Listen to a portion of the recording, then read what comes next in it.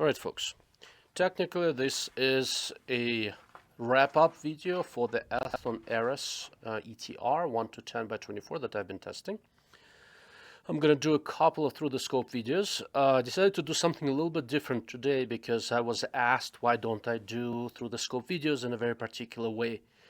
And I'm going to do a quick 2-minute, 1-minute aside to show some of the difficulties with this. So I've got the scope here. I've got my nice Leica camera behind the 1 to 10. Right now it's sitting on 10 power.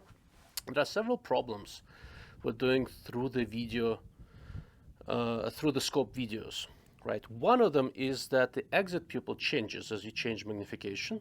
And the moment the exit pupil changes, you have to also change exposure. Right now I have exposure locked and it is dialed in for to be just right for the 10 power. The scope is looking at a target at 100 yards, and you will see it here in a moment over my left shoulder.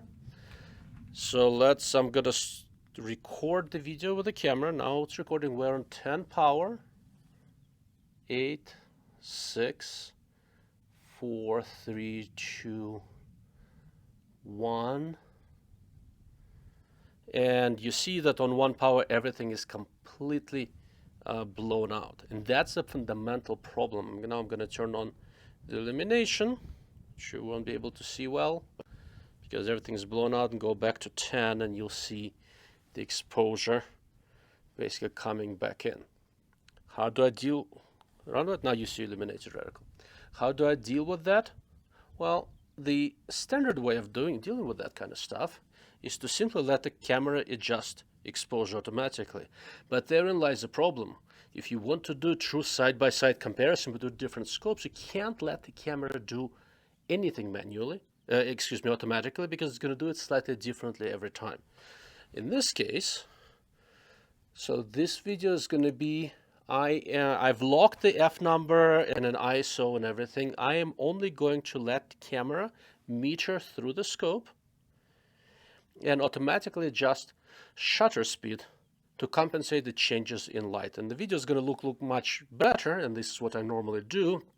But the basic problem is that if you're trying to do a true side-by-side comparison, you can't quite do that. Let me show you the video. Now it's going to be the video with the exposure automatically just the shutter speed automatically adjusted by the camera. Now we are on 10 power. We're going down, and I can see on the camera display that the shutter speed is changing very, very significantly. Right, it went from 1/160 to 1/1600. Right, and it's a ratio of 10, which is not entirely unexpected given how much the exit pupil varies. Now we're going back up. Okay. Right. And that's just one of many problems of trying to set it up. Then there are the difficulties of getting the relief set up correctly, and different eyepieces play with different cameras in a particularly not quite the same way. The way the edges look and everything is just not the same as it looks to your human eye. So why do these through the scope videos at all? Well, the biggest reason really is just to make sure that you get some idea of the side picture, some idea what the reticle looks like. Right? Welcome to my channel. I'm the Dark Lord of Optics, and what I bring you here is a thinking man's take on guns and optics with occasional forays into politics. Thank you for being here. All right, folks, going back to talking about the scope itself, I am going to show you a through the scope video, this time with illumination on. This is the brightest level. We are right now on 10 power. And I'm going to cycle it through it, and I'll show you what the reticle looks like on other illuminations. We are now going all the way down. This is 1 almost. This is 1. And you see that on this fairly bright New Mexico day on 1 power, the illumination is not really bright enough. The reticle sort of starts getting thin. And that's kind of a thing that I don't like. Now I'm going to go to the lowest illumination level. I'm going to show something else. Now we're on, there are 6 levels with an off position between levels. So we're now on level 1. We were on 6 before. And I'm going to start ramping up with magnification. And we are now not recording. Okay. That's okay. Start over. So 6, going from 10 power to 1. Okay. Now I'm gonna switch to the lowest illumination level 1. I'm gonna go from 1 to 10. And you should be able to see something. Okay. So on 1 you barely see anything, but the basic problem is that even in fairly bright light, on 1, if I turn it on, I can kind of tell it's illuminated. So what that means is that the lowest illumination level is a little bit too bright, while the highest illumination level, 6, which you can see but really only on high power, is not quite bright enough for daylight use. Generally, with all the time I've spent on this scope, I came out with a slightly mixed feelings, although honestly much more positive than negative. So where is this scope good? It is good where optomechanically, basically, right? The basic optomechanical quality of this thing is really sound. Nothing moved, nothing shifted. It's well configured. The elevation chart pops up to adjust, so you can run this, with running the elevation, and locks down tightly. The clicks are quite respectable. It's just a well configured scope. All the dials are of fairly large diameter. Everything works smoothly. Magnification works smoothly. Eyepiece works smoothly. There is no parallax adjustment on this. On the left side of the scope, there is the illumination knob. No issues there. Widely spaced clicks. It's very, very hard to miss a click, and there are off levels between between any 2 on settings. It runs off of the standard 2032 battery. All good things. The windage turret is covered, but if you choose to adjust it, actually has reasonably decent feel. I only adjusted it once when I first sighted the scope in, so that has not really been a concern.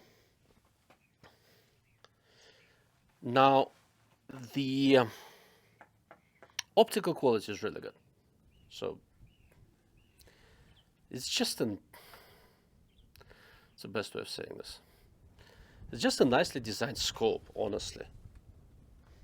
Okay, let's change this around. Take the camera off. I'll take some pictures later. Okay.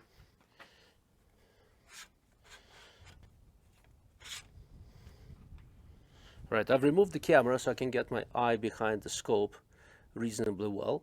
And looking at the reticle and looking through the scope, you can kind of go look at it and go, okay, this is a nice DMR type reticle, designated marksman type reticle. And that's exactly what it is. It's not really optimized on 1 power. The moment you bump up magnification enough, there is a fairly thin segmented circle there, and that it's wide enough. It's what, 1, 2, 3, yeah, it's 10 milliradian diameter segmented circle.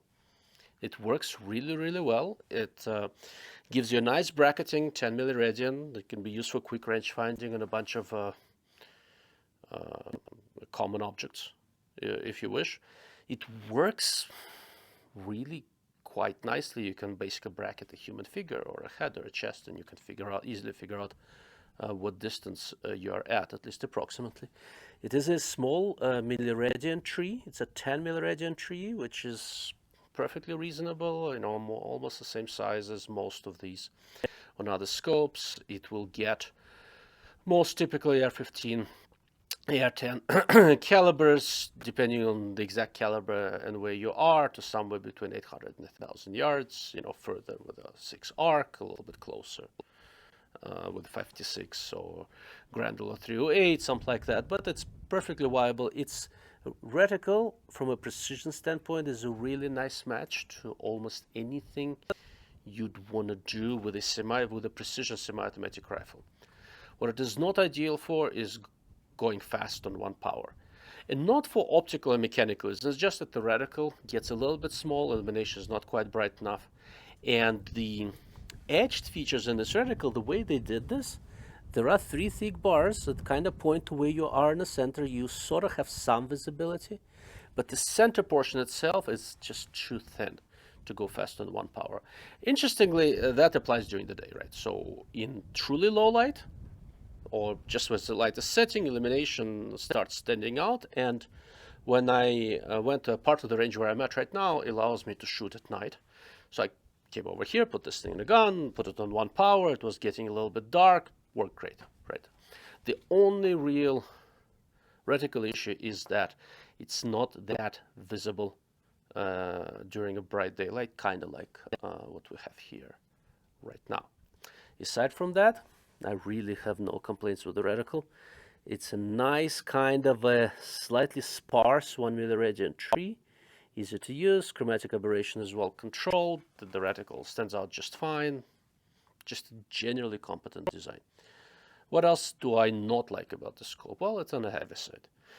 It's at around 26 ounces, I think. So it's basically same weight, approximately, as the previous generation of Japanese light optics works 1:8 scopes, kind of like Burst XTR2s were, that. And in terms of making things light and still appropriately packaged, that looks like Chinese OEMs are still a little bit behind of what the Japanese OEMs can do. And in terms of optomechanical quality, just to be clear, this is easily the best low power variable optic I've seen to date to come out of China. And it is, by and large, absolutely competitive with the Japanese low power variable scopes that were the previous generation. The current generation, the Razor Gen 3s, the PLX Compact, that kind of stuff, that are they are better. They're also much more expensive, right? This is around $1,000, and I'm talking about scopes that are in the $2,000 range. Is there something in a $1,000 range that's front focal plane 1 to 10 that's better than this? No, it simply doesn't exist. There are a couple of front focal planes, front focal 1 to 10s available out there. It's a 1 to 10 by 3, one marketed by JRC and another one marketed by this small company. Can't remember their name. I'll put it in the, you'll see text below momentarily. This walks all over that. And I've seen a couple of prototypes of upcoming 1 to 10 front focal planes, and honestly, this is better than all of them. Now, the ones I've seen from other companies are prototypes, so by the time we get to production, for all I know, that may change. But from everything I've seen so far coming out of Chinese OEMs, in terms of front focal plane, low power variables, optomechanically, this is the best one. The big real flaws are the reticle illumination and the weight. Reticle illumination, it's not ideal, but it can be worked around simply by designing the reticle in a way that conventionally illuminated portions of it are more visible. And, it can be done, not that hard to do. They didn't do it here. I wonder why. I mean, they kind of know the market. Should have been thinking about it. And it can be done. You can always add new reticles and all that sort of stuff. As is, what is the best use for it? Honestly, if you are running an offset red dot anyway, this is probably an interesting option for you. So 26 ounces, the same weight as in your Razer Gen 2, Burris XTR2, 1:8 and stuff like that. Add an offset red dot to it. Keep this scope primarily on some magnification. Take it down on 1 power if you have to in low light, if your red dot died, something like that. It'll work. It's not ideal, but it'll work. But if you want a front focal plane 1:10 and you do not want to spend more than $2,000 for the Razer Gen 3, this is probably your best option out there. We know what the shortcomings are, and there are workarounds, right? And there is no free lunch. $1,000 scope is hard to make fully competitive in terms of every possible feature with $2,000, $2,400, whatever they cost now, scope. But the core things, the holding zero, the adjustments, the image quality are really quite good. How far can you shoot with this? Well, I've talked to that the reticle is designed for the practical effective range of semi-auto, precision semi-auto carbines, really.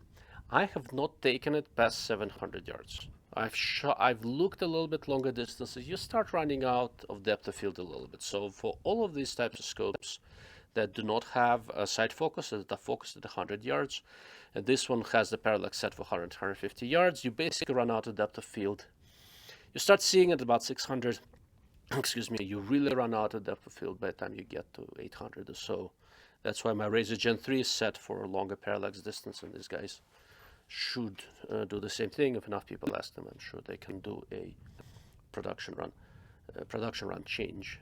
But other than that, I gotta say this is a nice scope, and given its notable strengths, yeah, obviously notable weaknesses, but still, unless you're willing to seriously step up in price, I have not really seen anything better.